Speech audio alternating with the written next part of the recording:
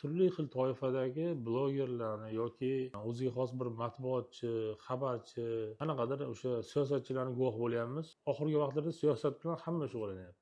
Lekin bugun siyosatni bilar ekanman, siyosat haqida fikr bildirar ekanman, mamlakatimiz sha'niga juda ko'plab tanqidlar, agar tanqid o'rinli bo'lsa ham mayli edi, lekin bu tanqiddan ko'ra ko'proq ig'voga o'xshaydi. Chunki bular o'zi e'tibor beradigan bo'lsak, qanaqadir minbardan emas, balki uy joyidan o'tirgan holda, minbarlardan chiqib olgan holda mamlakatni tanqid qilishyapti. Siyosat bu shou qiladigan yoki qanaqadir reyting yig'adigan yoki qanaqadir vayn sifatida pul ishlaydigan maydon emas. Balki siyosat juda o'ta jiddiy masala.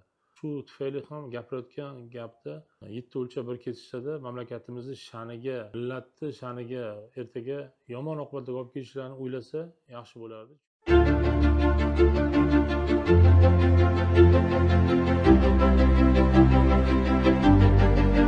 Ijtimoiy tarmoqlarni ko'radigan bo'lsak, ijtimoiy tarmoqlarda turli xil toifadagi blogerlarni yoki o'ziga xos bir matbuotchi, xabarchi, qanaqadir o'sha siyosatchilarni guvoh bo'lyapmiz. Oxirgi vaqtlarda siyosat bilan hamma shug'ullanyapti.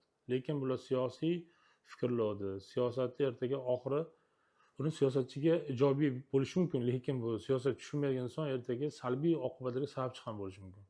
Bugun siyosatni bilar ekanman, siyosat haqida fikr bildirar ekanman, mamlakatimiz sha'niga juda ko'plab tanqidlar, agar tanqid o'rinli bo'lsa ham mayli edi, lekin bu tanqiddan ko'ra ko'proq ig'voga o'xshaydi. Chunki bular o'zi e'tibor beradigan bo'lsak, qanaqadir minbardan emas, balki uy joyidan o'tirgan holda, minbarlardan chiqib olgan holda mamlakatni tanqid qilishyapti. Lekin mamlakatimizda amalga oshayotgan ijobiy ishlarni, qilinayotgan o'zgarishlar haqida gapirishmaydi. Faqatgina turlicha o'sha yomon narsalarni topib olishadi. Masalan, bilishimiz mumkin, 2022-yil 1-2-iyulda o'tgan nukus voqealar. O'sha ishda aloqador insonlar barcha jazolandi.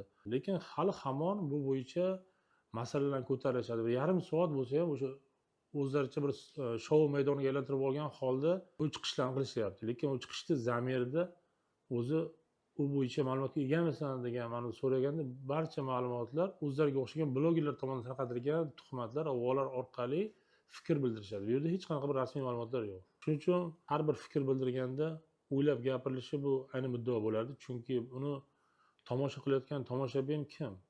Bugun yoshlar bo'lishi mumkin yoki umuman siyosatga daxldor bo'lmagan odamlar bo'lib, ishonuvchi ham qolishi mumkin. O'ylashi mumkin, u mamlakatda shunaqa ishlar bo'layotgan ekanki, go'yoki bu odamlar shunaqa ishonch bilan gapiradiki, hamma narsa bular aytayotgan narsa rostdek tuyuladi. Shu jihatdan ham siyosat bu shou qiladigan yoki qanaqadir reyting yig'adigan yoki qanaqadir vayn sifatida pul ishlaydigan maydon emas. Balki siyosat juda o'ta jiddiy masala.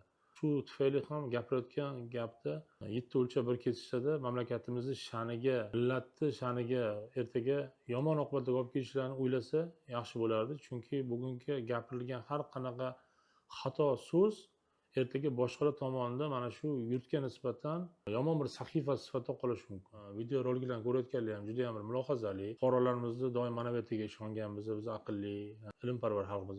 Mamlakatimizda amalga oshayotgan barcha islohotlarni qanchalik ijobiy ekanligini ko'rib turishdi va mulohaza qilishganda ham ularga ergashmasdan, balki bugun davlatimizni va hukumatimiz rahbariga ergashsa, o'ylaymanki, faqatgina shu mamlakatimiz manfaatlariga xizmat qilgan bo'ladi.